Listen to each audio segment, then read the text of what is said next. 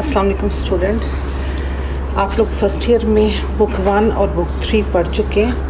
اب آپ نے اس کلاس میں بک 2 پڑھنی ہے، جس میں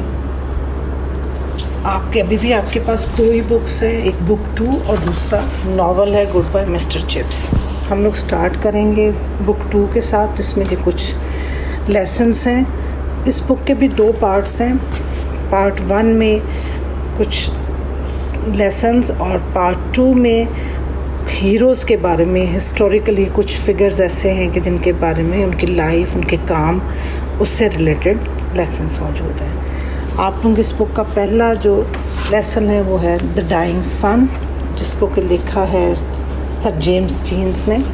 یہ ایک سائنٹسٹ تھے اور انگلینڈ سے ان کا تعلق تھا. ان کو سر کا خطاب ملا، جو کہ آپ ساتھ ان کے نام کے دیکھ رہے ہیں، سر جیمس جینس ہے. ان کی جو فزکس کے میدان میں ان کی جو خدمات تھیں، ان کی وجوہات پہ. یہ جو لیسن آپ لوگوں کا ہے دا ڈائنگ سن، یہ ایک آپ سمجھ لیں کہ ایک سائنسی ایسے ہے جس میں رائٹر آپ کو بتا رہا ہے کہ کس طرح سے اس دنیا کے اوپر سائنٹیفکلی جو وہ سمجھتے ہیں کہ اس دنیا میں زندگی کی ابتدا کیسے ہوئی. اس میں کچھ امپورٹنٹ چیزیں ہیں جو کہ آپ لوگوں نے اپنے ذہن میں رکھنی ہے. پہلی چیز تو یہ کہ یہ ایک سائنٹیفک ویو ہے اور وہ اپنے انداز سے سائنٹسٹ جو ہیں یہ بیان کر رہے ہیں کہ یہ اس طریقے سے یہ ساری چیزیں ہوئیں.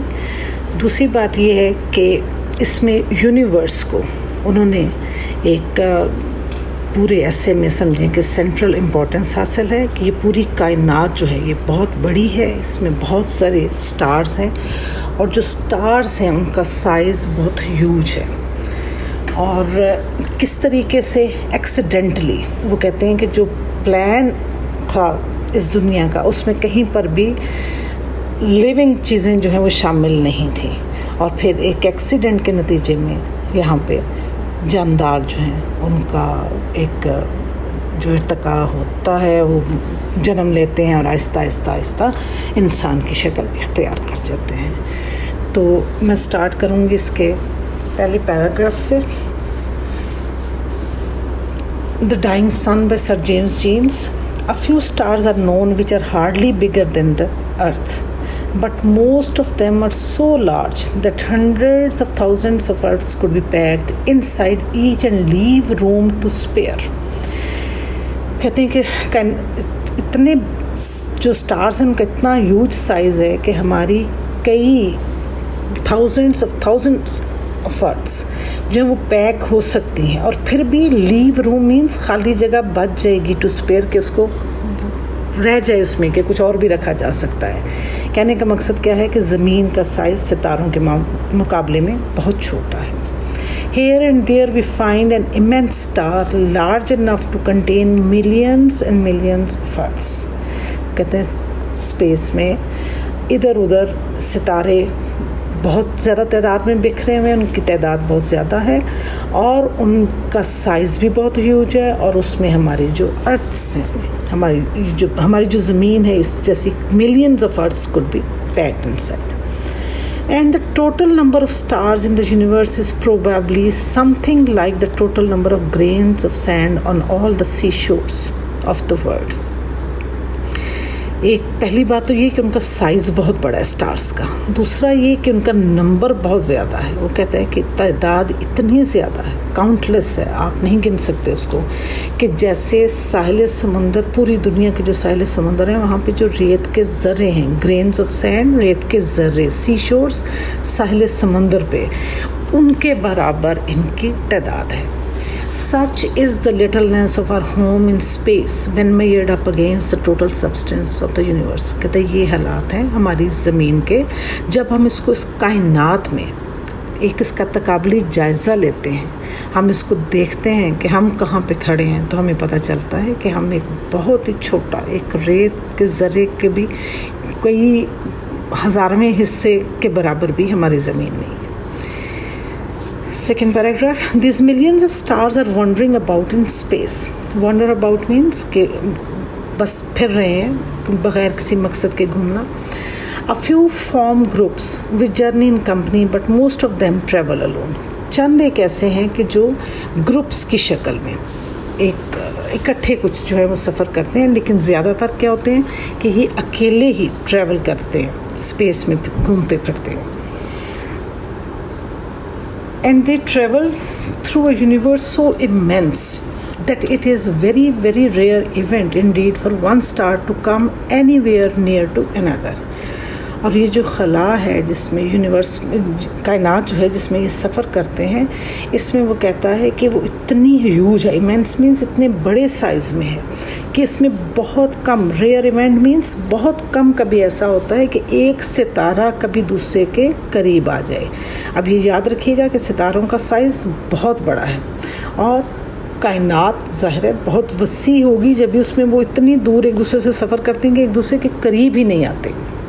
کہتے کبھی بھی یہ ریئر ایونٹ جو ہے وہ نہیں ہوتا کہ وہ ایک دوسرے کے پاس بھی آ جائیں.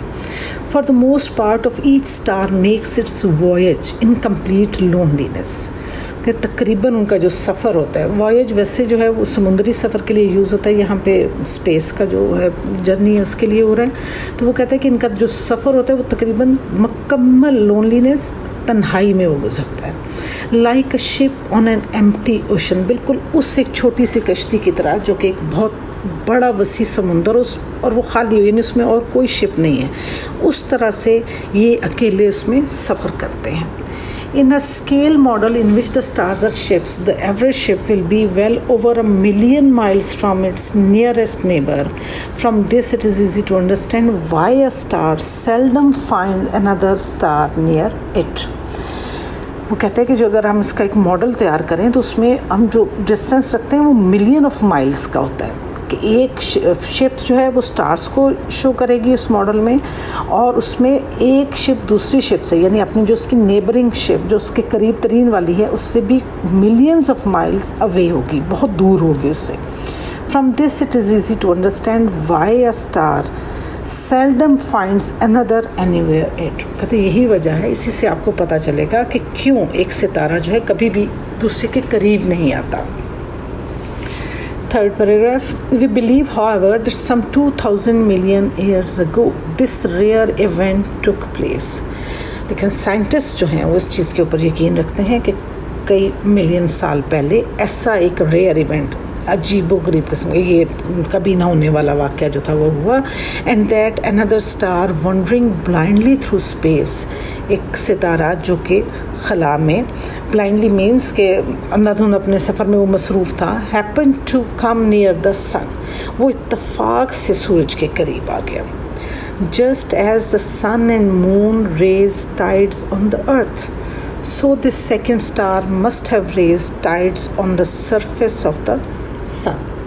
جس طرح سے سورج اور چاند زمین کے اوپر ان کی جو ٹریکشن ہوتی ہے اس کی وجہ سے وہ زمین کے اوپر لہریں پیدا کرتے ہیں. یہ آپ لوگوں نے سنا ہوا ہوگا مد و جزر جو سمندروں وغیرہ میں پیدا ہوتا ہے، اور وہ کس کی وجہ سے ہوتا ہے؟ چاند کی جو روشنی ہوتی ہے، جو اس کی کشش ہوتی ہے، اس کی وجہ سے.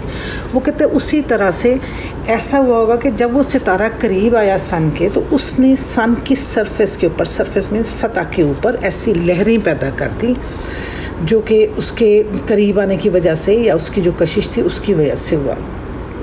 But they would be very different from the little tides which the small mass of the moon raises in our oceans.